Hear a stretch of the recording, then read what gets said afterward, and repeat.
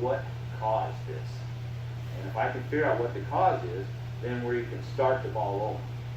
It's, for instance, if we have an ongoing deal where something is triggering this horse all the time, I don't care what I put on this horse.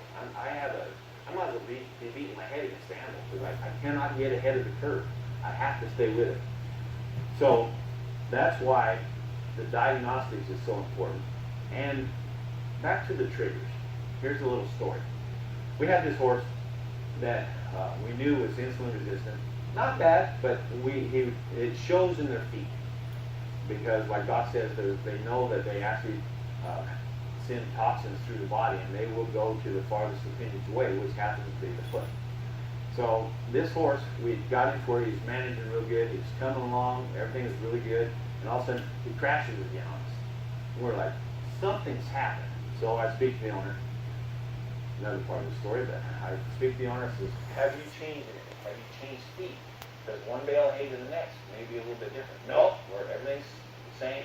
We're soaking his hay, they're getting everything down to get the sugars and the starches out of the system.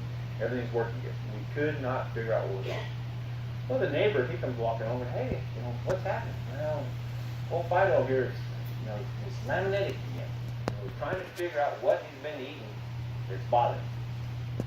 And the guy said, man, the owner says, I've done everything possible just by the book and everything's right. The neighbor says, well, the old man at the end of the lane has been feeding him apples. So they go down there, and the old man, oh yeah, he comes down and I give him a couple apples and a few carrots every night.